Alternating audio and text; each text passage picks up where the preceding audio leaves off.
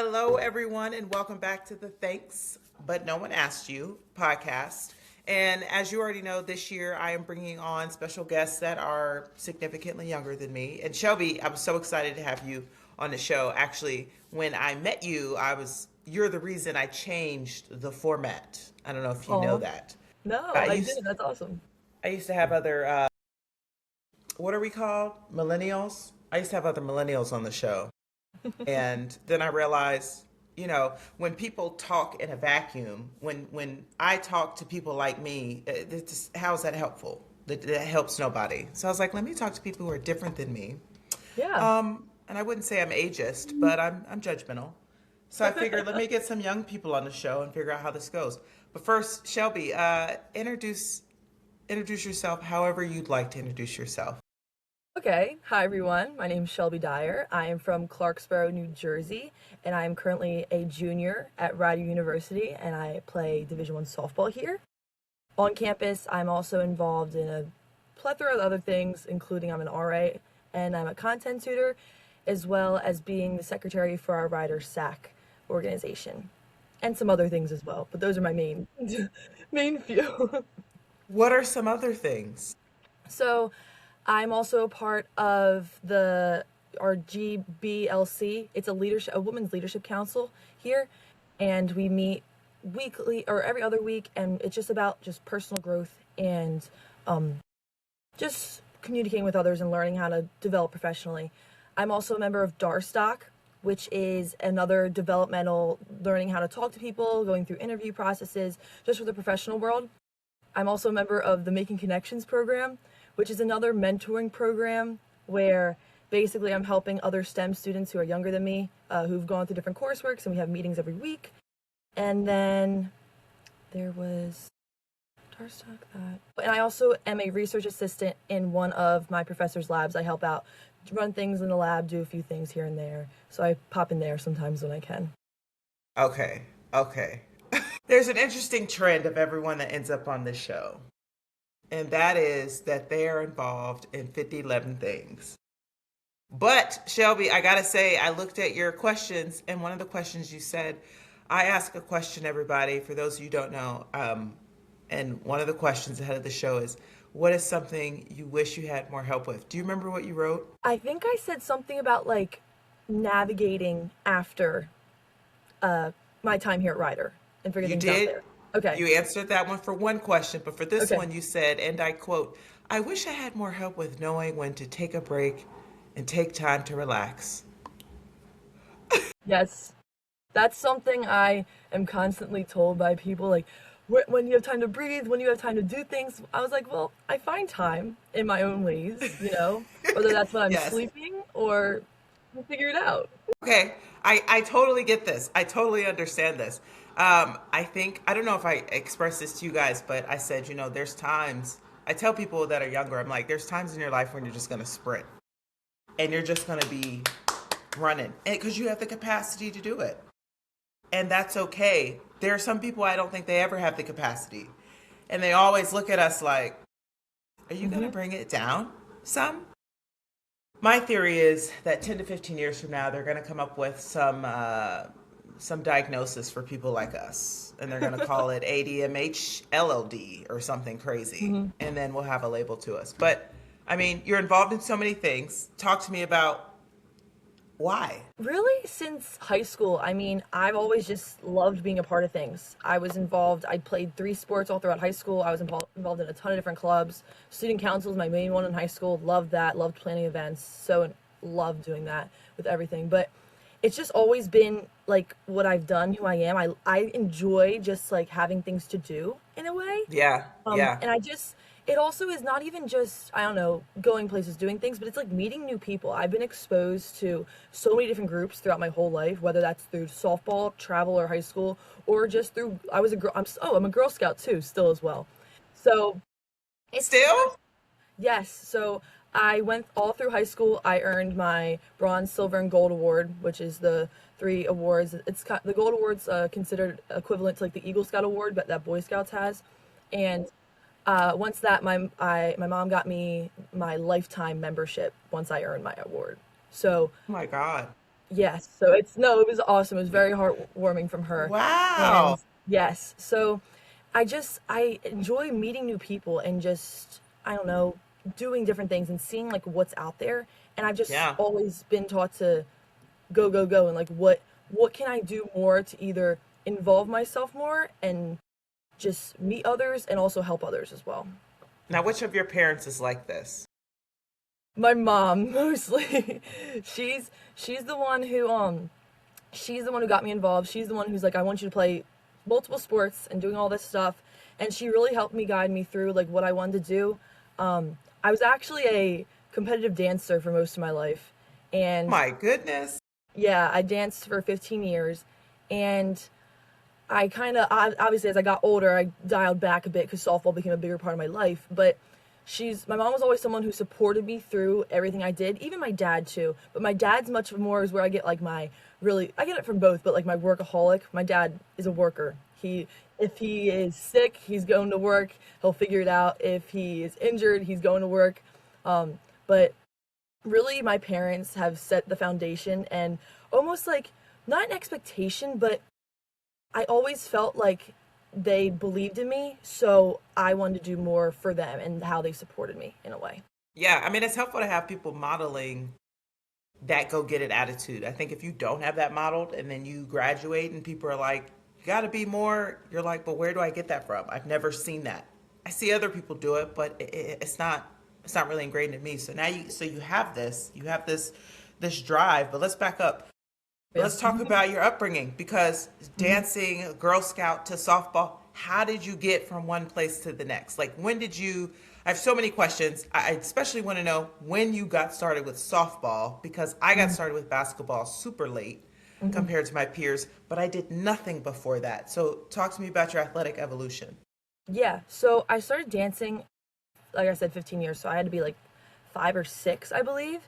I danced at a studio called Mulford Dance Studio in Mount Ephraim, and I did everything. I was there like 3 times a week, weekends sometimes for rehearsals, because when I was younger, it was a competitive team. So we had rehearsals, there was different productions, dance costumes, then we had recital, whatever. It was a lot.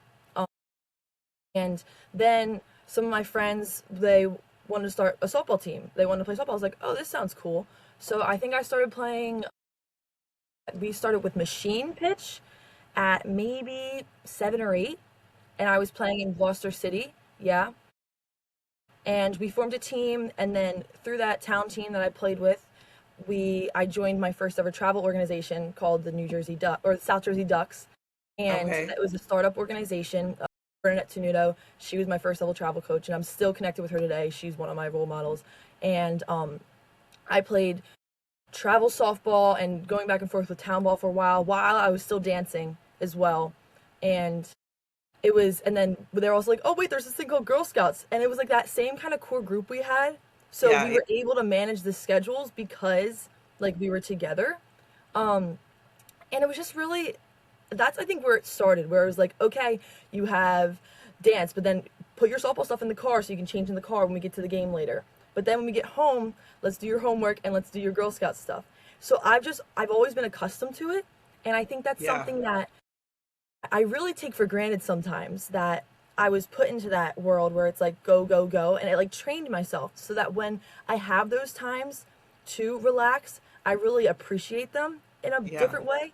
But I also find a way to use my time to get things done, if that makes Yeah. sense. You Yeah. know? So I actually went to my friend's home and she lives in Jersey. She lives in Sicklerville. Do you know where that Yes. is? Hmm. Okay. Weird. Jersey. People from Jersey are all like, yeah, Jersey. Of course Um, we are. It's the best state. as you should. Is it the best state? I'm not sure. But so I go to her house and she has 3 kids, but the two of them, the older ones are like, I don't know, 7 and 8.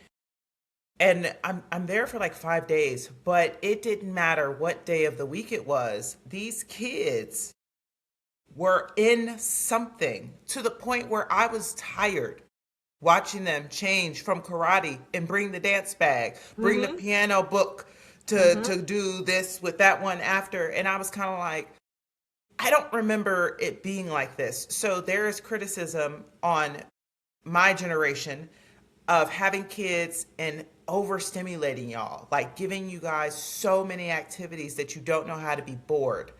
And Mm. when you say that you don't know how to sit down and be relaxed, I wonder if that's like the same thing. How do you feel about having all those activities? I mean, you seem energized by it now, but do you think that there's is a double-edged sword there and having so much to do all the time and being overstimulated? I mean, I think, like, me thinking back to when I was growing up, I was involved in a lot of things, but my mom figured out, like, there was things to dial back on. So I Yeah. slowly weaned out of the dance. Like, that ended. And then I also did karate at some point. Now I'm remembering. But that, She did. yeah, just, why not? Karate, let's do it. But I couldn't do that anymore. My brother kept doing it because that was something we did together. Yeah. But I was like, it just wasn't working on my schedule. So then we weaned that out. But I think that it's more of towards I've been involved in so many things where I've had all these experiences that I've learned so many different things from everything I've been a part of. And it's Yeah. grown me in so many different ways that after my time here at Ryder, I'm gonna feel comfortable in my whatever my job is, my income, if I decide to go to graduate school. And I'm gonna find myself there, but then I'm not gonna be so hyper focused on that one thing because I'm gonna Yeah. wanna find other things to do. You know what I Yeah. mean? So I know I was saying once my softball career ends, I wish it never would, but I'm still going to be involved with that as well. But I was like, maybe I'll pick up golf. Maybe I'll do pickleball or something. I love that too. I think it's so fun. Teammates and I talk about this all the time. Like, what's our hobbies going to be after, That's because good. we can't just stop competing, it's part of our life. Yeah. Yeah. Yeah. So, It doesn't stop. no, no. It doesn't But I stop. think it's like me being involved. Yes, is it tiring sometimes? But I know how to manage that tiredness and push through. And then once my time here is after, instead of just being so hyper focused on one thing that's all my life, I know I'm gonna want to expand that a little more. I think that's gonna make me. It's made me like a full, like well-rounded person. Yeah. It's funny because there's a lot of people today like I mean, I know you're on LinkedIn. Are you like scouring LinkedIn? Probably not. I hope not. You don't have time to be on LinkedIn. Please get off of LinkedIn for now.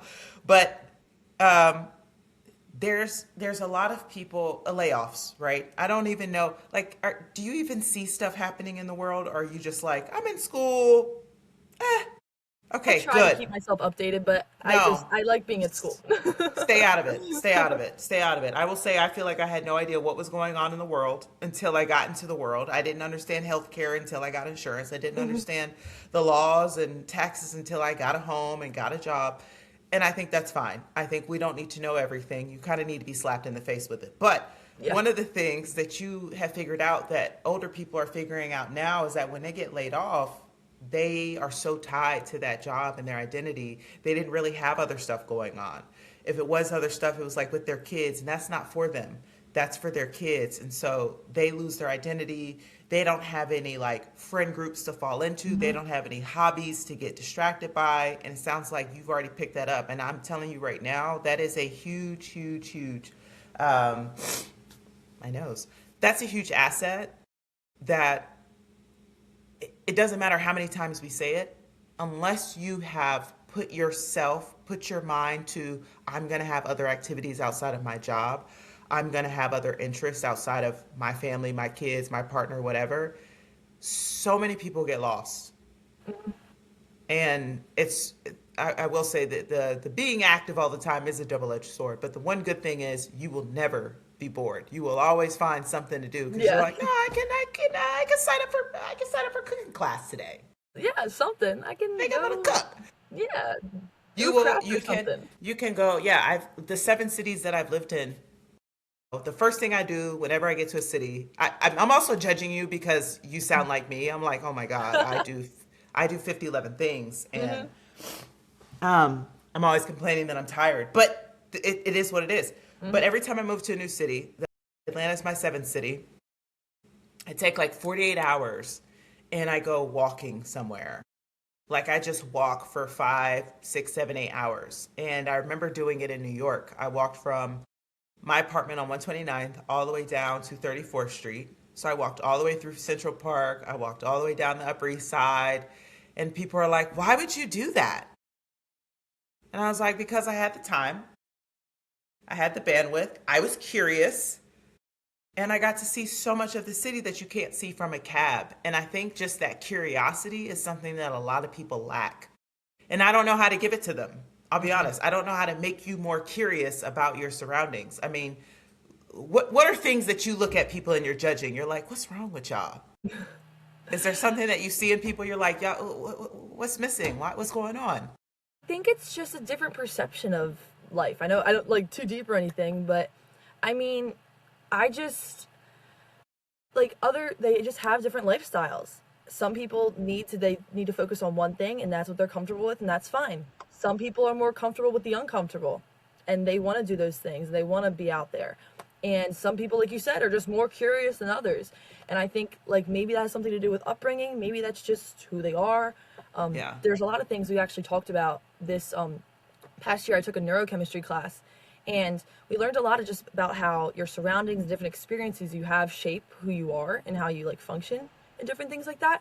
So I really just think it's a comfortability thing. And if you're willing to take that risk or do something different, try new things. And Yeah. I think it's just really differs from person to person.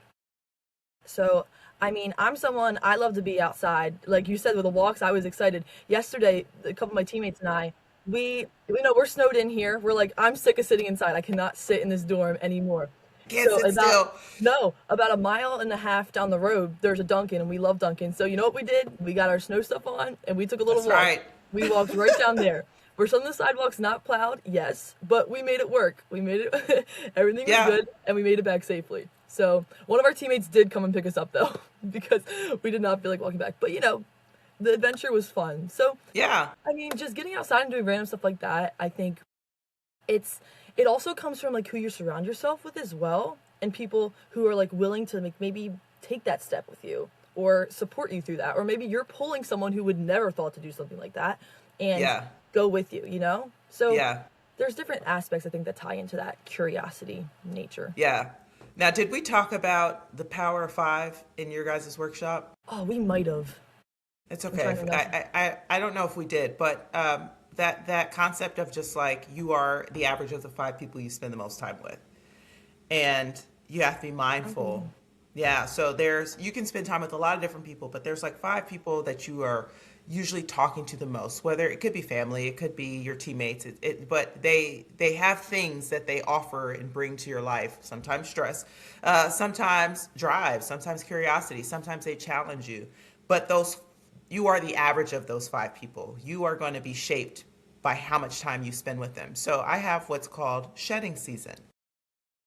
And this is where I just get rid of a few people that, I don't know. I'm not sure. I feel like I'm not sure what value you're adding. I feel like you may be like, I think when I was younger, everybody did goofy stuff. But I feel like I had some friends who did some really goofy stuff. I was like, okay, that feels borderline illegal. I can't be around this. We got to keep it moving. Have you been in a position yet where you've had to be like, you don't have to name names, but where you've decided these people can't be around me right now? Yeah, I definitely have, and I think it was a big step for me personally because I'm someone who I'm very like everyone's awesome and I just, I see the good in everyone and that's what I try to do. And it got to a point where that I just knew that it wasn't the best situation for me. Yeah. And in order for me to grow just as my self and my person, I needed to step away and I needed to let them do their thing, and that's fine. So it's not even, there's been different instances as well or people, I think it's so interesting. It's like they just you were with them every day and all of a sudden it's like done, like you don't run into them anymore.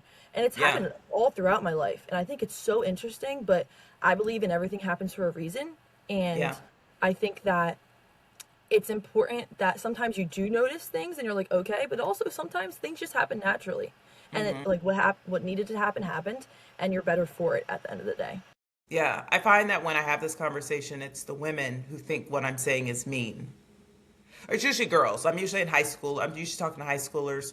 And we're like, let's do a deep dive on your friend group. And they'll tell me like, well, my friend group is kind of suspect.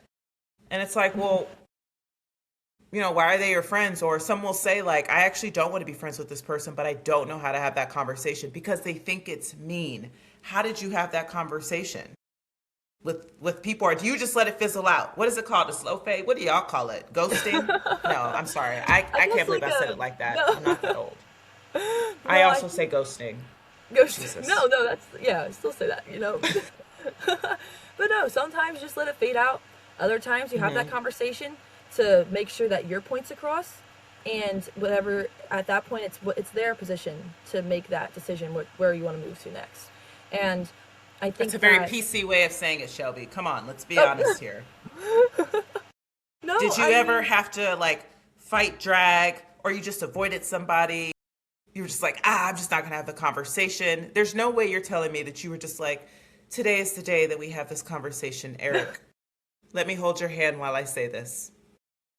There's no way it happened like that. There had no, to it be a wasn't. time where you just No, like, I did no, that no. wrong. I have had those times where it was like I just let things, like you said, fade out, and I didn't want to approach it, and I was just like, okay, I'm just gonna not deal with that right now because, like I said, I had many other things to do. So I was like, I'm gonna move that over here.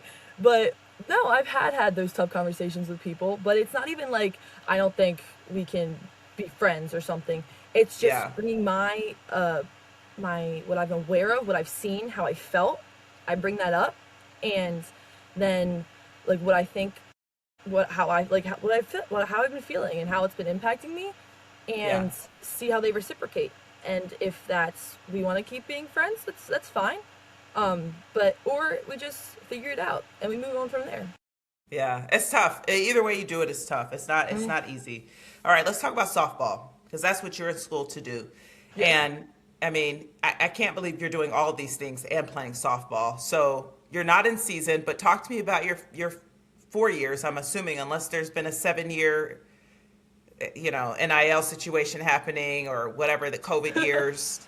I don't know what's No. going on. Are you secretly 30 in college? I've No, heard I'm there's 20. 29-year-olds. Yeah, Okay, so that's a whole other thing. how old are people in college right now? I don't even know. It's been a very crazy couple weeks hearing about all this. That's been very We? interesting. What's But happening? Is more happening? Am I I don't. missing something? Well, I saw the thing with Coach Cal from Arkansas. He was talking. I saw a couple TikTok videos about that. What he But say? he said something about with it's something I don't know. I wanted to read more into it. It's about with like the NBA players that are coming from like overseas and then they're coming here, but then they're like 30 or something, and then they're playing in college with these 20-year-olds, and I just don't. It's a lot. I didn't look into it as much. I should. I want to learn more about it, but it's very interesting. No, you froze on me. Is my computer going bad? I lost internet. No. Okay, unplug my computer. No. No. No. It froze. Wait, my computer's calming down. No. No. I don't know what's going on. I can't hear you. How about how about now? Yeah. Oh my gosh. I don't know what just Okay. happened. Oh my God, it's still recording. Okay, it's fine. All right, everything's fine. We're back. Okay, you Okay. were saying there's 45-year-olds in college. Uh, yes, I heard this. I heard that players are Yes. like, okay, I'm gonna ask your thoughts on it before I get on my soapbox. What are your Okay. thoughts on on this? Some people will say like, well, I mean, it's free money. Like if they're gonna make more money in college than overseas, it's nothing wrong with it. That's the nature of the game now. That's the beast it is now. What are your thoughts? I don't know if I love the beast. I mean, it's like I think college athletics is so much more than it's becoming. I think it's about like development, and for those who get to play at the next level, that's incredible. But these 4 years or five, whatever some people get, I think they're so important Eight. to the yeah 8. I don't know anymore. Is COVID years still happening? Who knows? COVID Um, round two. but I think it's just so important to be able to experience those years with a team. And if you have struggles, you can go somewhere else and see different programs. But I think that it's just being overlooked, the actual experience nature and the learning Mm. process. And it's Hmm. being turned into this money thing. And it's great. People are making money. I mean, to each their own. But I know for me, we're a small Division 1 school. We don't like it's not that's not how it is here. There is some different things we can do. Obviously, we have some Yeah. our athletics department does some great things that we have opportunities to do things, but I mean, we're not looking at your SECs. That's not us, you know? So I'm not really exposed to that, nor do I think I really need or want to be. Yeah. Because it just seems like it's taking away from the real and true meaning of sport at this level. And all the activities that you have. All right, let's get back to softball.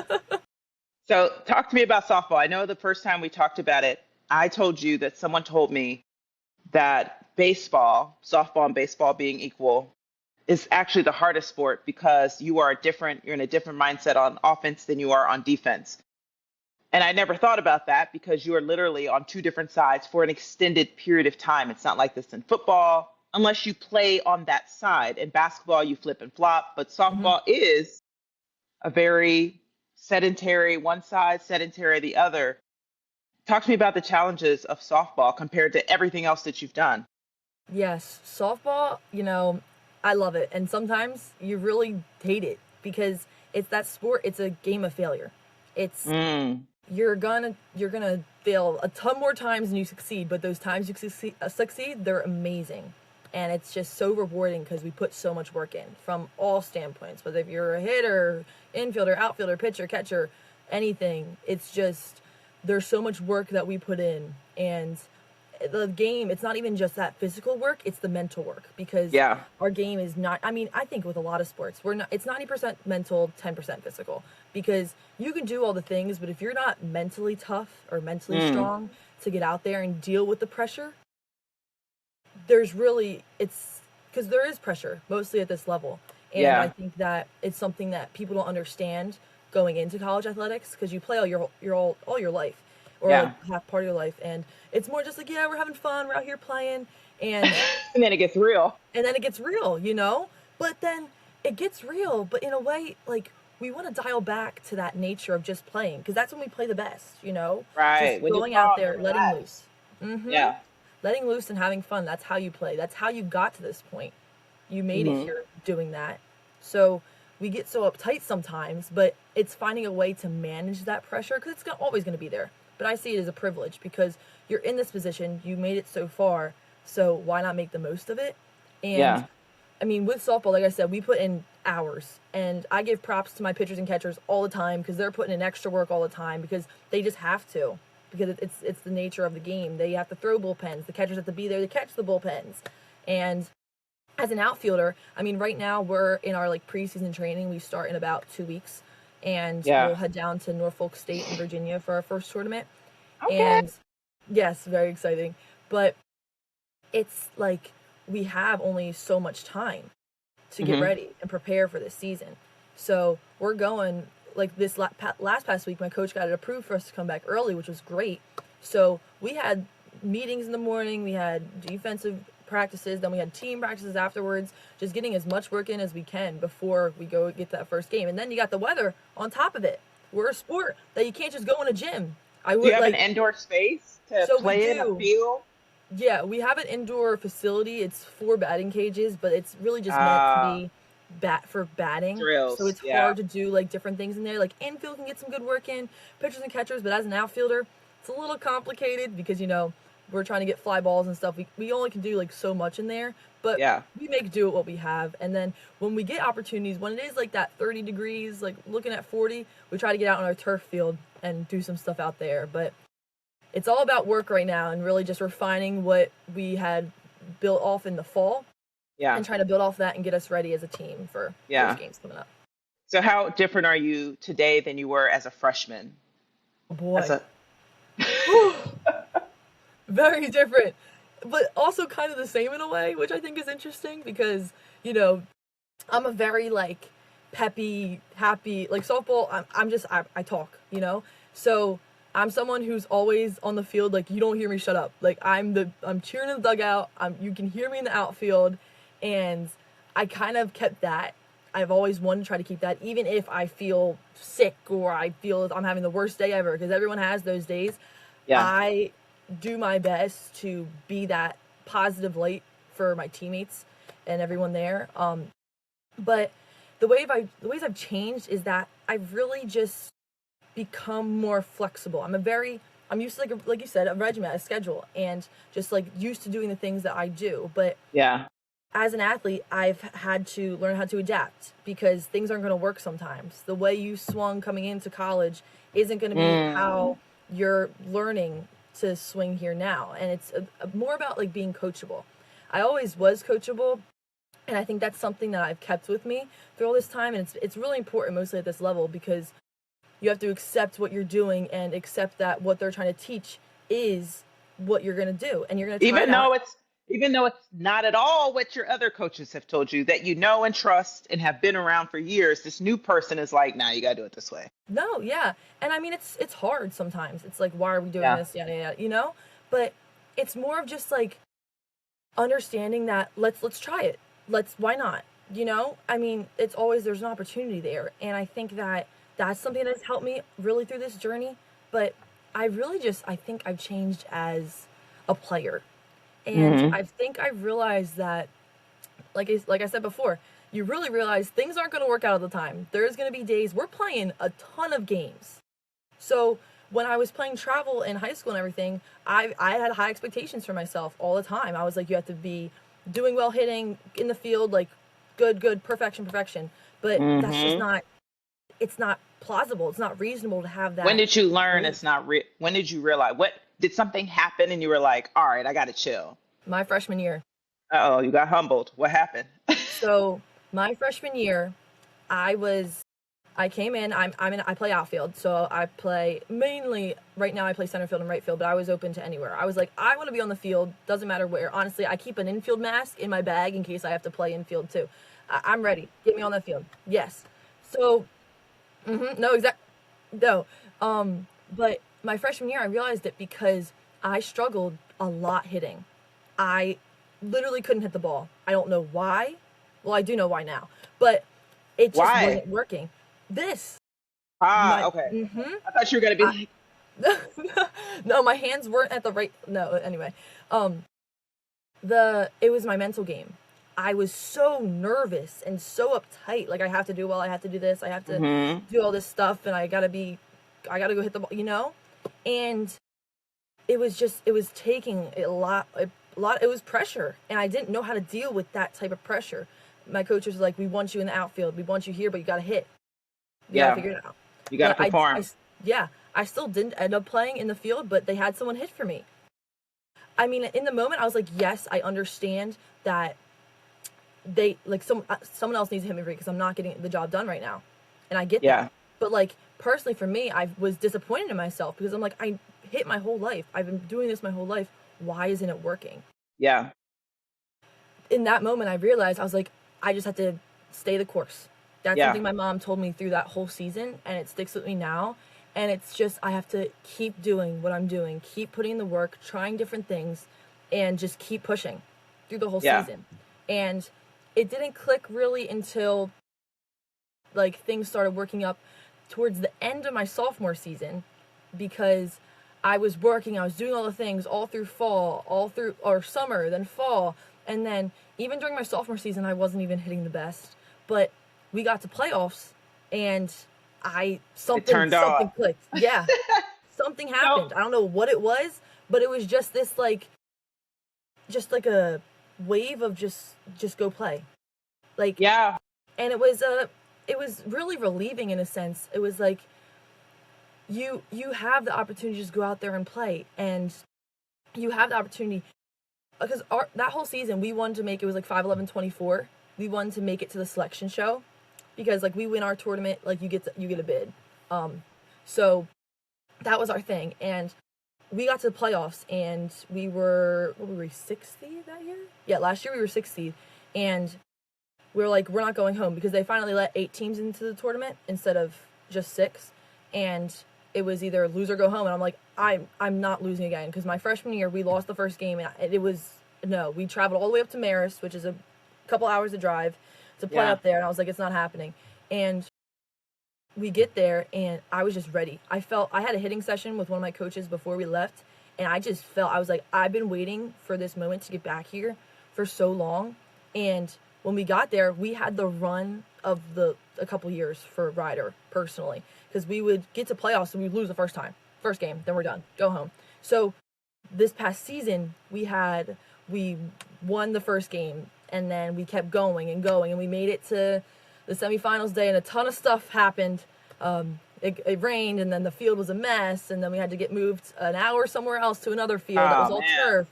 It was a ton of stuff, and then it's not like AAU ball, just like random stuff happening. We're playing at 8 now, and now we're playing at 12. Now we're playing again after 12, and you're like, what is this? Exactly. You got to sit on the bus for an hour. You got to wake up a little earlier, and it's just a ton of different aspects. But we ended up getting third, which is awesome. Yeah, that's a huge jump from losing in the first round to finishing third. So now this year there's expectations to go past it. And we've been really trying to. It's so hard because like it's just a feeling. I'm like giddy right now thinking about it because it's just so exciting, and we've been really trying to acclimate our freshmen to that feeling that like this is what. But they're not going to understand until they get It's hard. You don't know. No, and you guys don't have that. You don't have that legacy built, right? Like when I went into UConn, the expectation was you better win the whole thing. If we didn't win a national championship, we had a losing season. If we didn't win the Big East tournament, just stop playing basketball, hang up your jersey. Like that was the attitude. Yeah.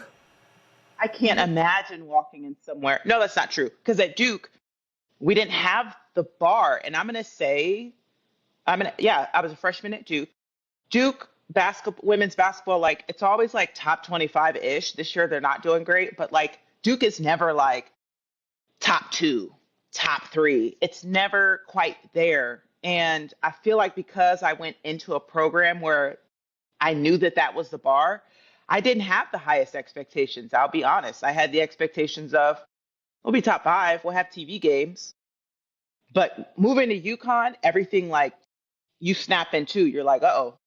And so I'm wondering if your freshmen are having that experience of like, we're just here to have fun. They don't have a bar yet to meet. And now they get to set a bar. I wonder, how are you communicating that to them, if at all, if they listen? No, they do. I think they're really receptive. And I think that it's almost like we didn't want to scare them, but we try not to talk about it as much because yes, it's the past year, like this is our new year, this is our new season, but it's still there. I don't think it's ever really going to go away.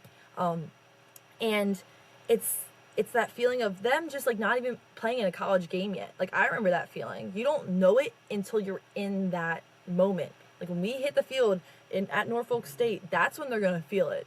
Like, oh man, here we go. Yeah. You know? And the college game of softball moves so much faster than any high school game, any travel game. There's just something about it where it's like, here we go. Like, but you guys are bigger, you're stronger, you've been doing weights. The oldest people on the field are probably 21, 22, 23. If you're the youngest, you're 17 or 18. It's just they're moving differently. So I have so many questions now. So are you the senior? I remember Ashley Battle was a senior when I transferred to UConn, and I wasn't able to play because I sat out for a year. Back in the day when you transferred, you could not play. I'm gonna say. So you had to be smart about transferring. When no willy-nilly hopping here and there. But I remember like I wasn't playing, but I know that the dynamic had shifted. Anna Taurasi had graduated, so they didn't have like that playmaker. And I remember one time it was like halftime, and it wasn't what it needed to be. And she like loses it, like, we gotta do better. And she's like throwing a jersey, and she's like, we gotta, yeah. And I was like, what? And I just didn't get it. And I was just like, this is weird. And I didn't laugh, but I wanted to. And I was like, is it that serious? It wasn't serious for me because I hadn't been in her shoes. Are you tripping in the locker rooms yet? Are you gonna be that person like, you guys gotta get there, and you're crying and you're like, this is rough? Like, what kind of leader are you for the oh, you don't know? No, so I mean, I'm a junior, so I'm still like, you got 2 more years of crazy. Okay.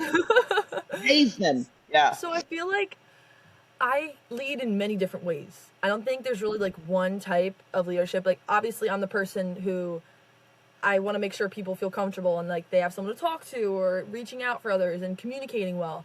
But I mean, I used to be able to get like that. Like in my high school, I remember I would be like, what are we doing? Like, what is going on? And I'm just like, what are we doing? Did in people the like huddle. take you seriously, or were they? I mean, in the game, they're probably like everybody's locked in, but I'm sure at some point, do you think people were like, "Oh my gosh, she's tripping"? No, maybe. But I Because also you am don't like, know, you don't care. You're but like, oh, it is yeah, what it is. but I was, from me, I'm like, they should understand where I'm coming from. Like, what are we doing? We can't hit this pitcher and Yeah, she's throwing right down the, like, what's going on? And yeah. I think that happens sometimes in college too, but for me in college, I've really just trying to take just like control a little more and just be that person that's like, okay, we know what we have to do, let's do it, you know? But if that has to come out, that has to come out. And I mean, we have 4 captains on our team, and I know some of my other captains, they will be that person. So I think it's good to have that balance between us Well, you're all. a good cop. I feel as though I I may be. see. I see who you are. Okay. But also, I feel like I can, when I need to, I can bring out that bad cop side when it's needed. So Sure, you I think can. it's, I think I can. I think I can. I know you're reminding me of. I had a teammate, Ann Struther. She was like very nice, and she led by example. And she went really hard, but she wasn't gonna. She would say, "Come on, guys, we can do this." After someone else would yell and scream, she'd be like, "Guys, I know it seems crazy, but like we can do this. We just have to focus." And that would be her 2 cents, and we'd be like, "Good job, Ann." I'm trying to pin which one you are of my teammates. Okay, let's back up because Okay. you talked about something, and I want to like dissect this because I want to get to the bottom of it myself. I Mhm. was talking to a basketball player, and she's in her 5th year. But every athlete I talk to has a year or several years where it's not at all what they wanted for themselves. The season is just not going. Their career is just not going. And we heard this in the SAC meeting. You know, the girl from Quinnipiac, she was like, my 4 years are trash. Like, Mhm. I can't, I don't know what happened. And it is up here. And I told y'all that. I told y'all, like, I played horrible at Duke in my mind, not Duke, at UConn. And I couldn't figure out, like you said earlier, I couldn't figure out what was going on. And what made it worse was I couldn't work on it because I was limited in time. And it was just like this ongoing cycle.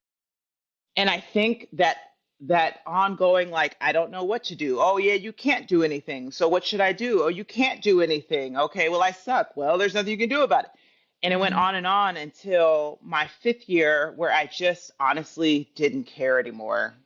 I just was like, girl, it's our last leg.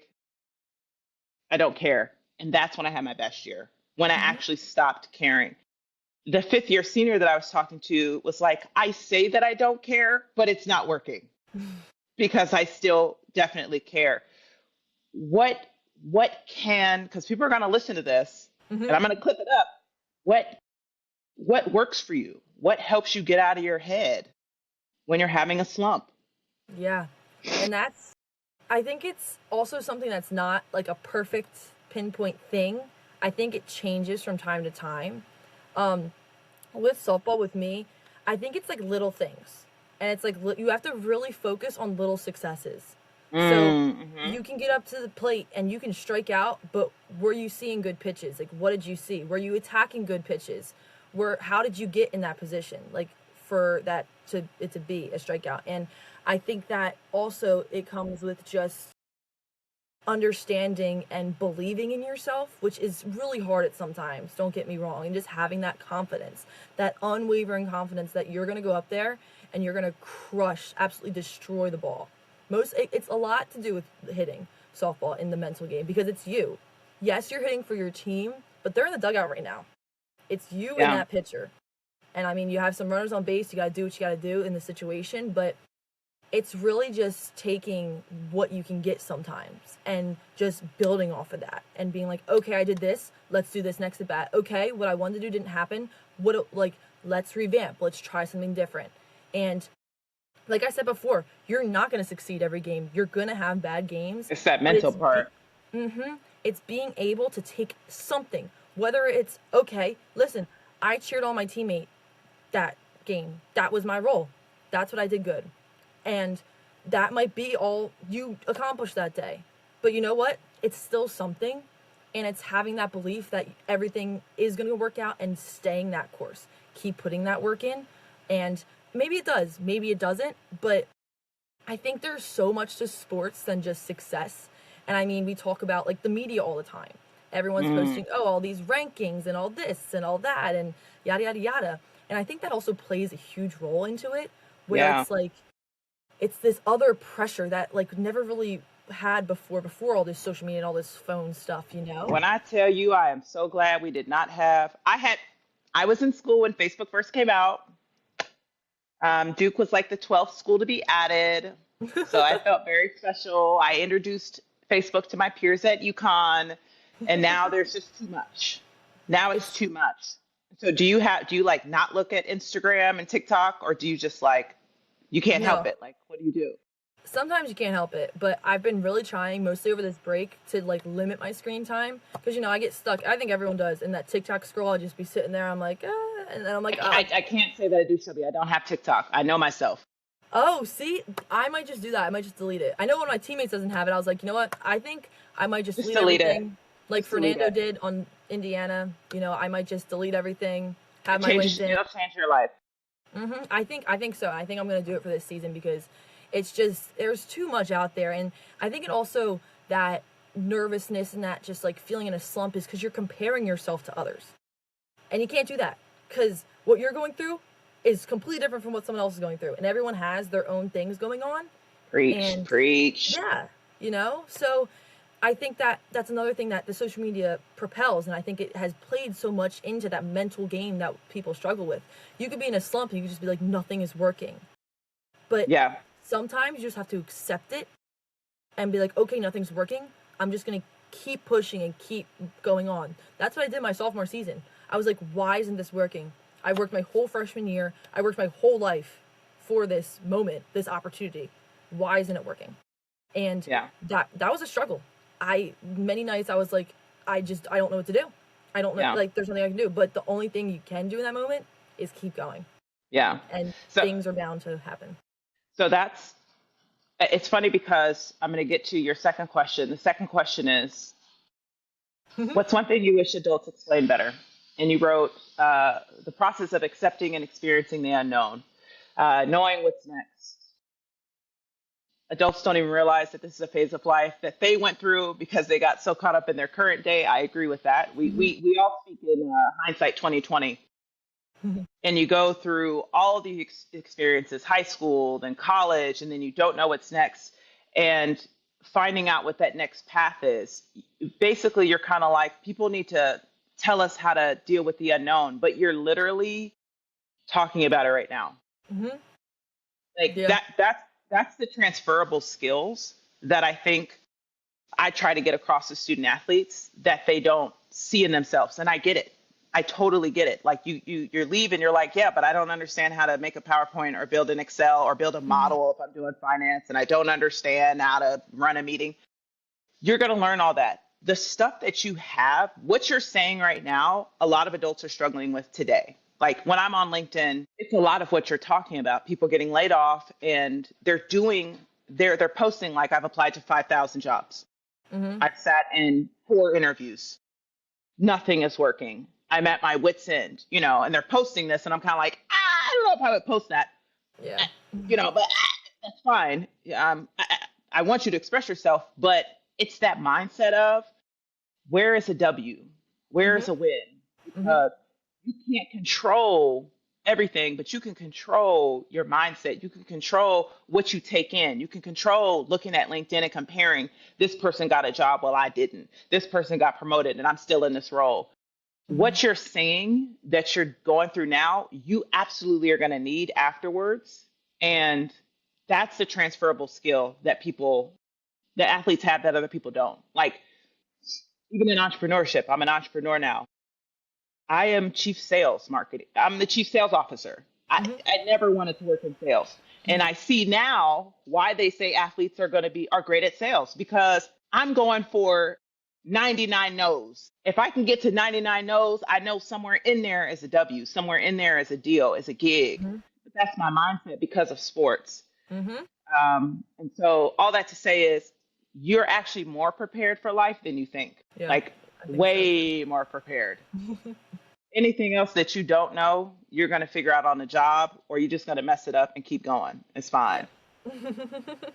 So, It's tough though. So you're coming up on your junior year. What Mm-hmm. are your goals for this year? Oh, well, I think we established, well, for me personally, I want to keep growing as a player and I want to put everything out there that I have and just find that, like, just being free and playing and just being there for my teammates as much as possible. And then from a team standpoint, something that we talked about together as our like mission for this season was outwork, outlast, and outgrow. That's what we decided on together. And because we had a meeting where we talked about all the different things, and then we're like, okay, how can we combine all these? So outworking is that we are determined, we're going to the end, we're pushing ourselves. Outlasting is we want to be the last one standing. We feel that all the preparation that we have done and the conditioning and everything, I feel our conditioning that we do, and my teammates as well, is a lot more than other softball teams do, maybe even other sport teams in general. But no, I promise you, I'm telling you, Do I know, I baseball and believe that's what too. softball players run? I need to But know this because Babe Ruth was not in shape. we These run, I'll tell you. My university CC, softball runs. Bethea, what's his name? Sabathia. These big bellied men. I'm like, do y'all condition at all? Yeah. Yes. What does conditioning look like in softball? I need to know. it Do you it do the could beat test? so, okay, we don't do any tests. My coach is like, we don't do them, but basically when you come back, she knows if you're ready or not from our conditioning. So it's a difference, or what's it called? It's So no different. mile run. Well, sometimes it's broken up in between. We do a lot more short Oh, work. Shelby, I don't know. I don't know. This ain't gonna hold up in court. You Uh, can't sit next to a basketball player and be like, we condition. How far are you actually running it? All right, let me stop. This is not what this No, show's no, about. it's okay. It's okay. It's hard to explain because our conditioning changes so much. Not Okay. like so much, but we just do different like distances and different like repetition. We'll do sprints, and then you're doing like burpees in between, and then we're going here and there, and then yeah,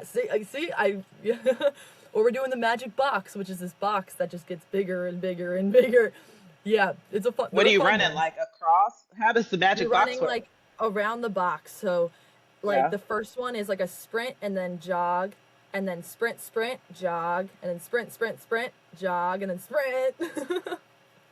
Or we'll go to the Okay. track some days, which is fun too. So there's Okay. different things, different types of things. All right. But I'll let you have it. I'll let you have that was Outlast. it. And then Outgrow, we want to, like, this is really, I think, one of the main ones, is just like seizing every moment. And I think that when I brought this up in the meeting, it was Carpe Diem. One of my English teachers in high school put that on the board for us. And it's something that stuck with me. It's seize the day. Yeah. Now that I'm thinking about it, this is another thing personally for me that I want to do. I want to seize every moment, seize every opportunity I have. And even if it doesn't go my way, that's fine, because I know I did everything I could in that moment, that opportunity that I was given. Yeah. All right, Shelby, here's what I'm gonna say. You need to become a speaker on stage. That's all I'm gonna say about it. You are all athletes need to hear things from other athletes, Mm-hmm. and you just have a great perspective, Thank you. and it's hard to be around people who have like a downer perspective. It's really frustrating, it's really draining, but to have struggled, done other things, and be so involved and still have a positive outlook is rare. So shout out to you. We got to get you on stages. That's just what it is. Um, what are some things outside of softball that you want to accomplish?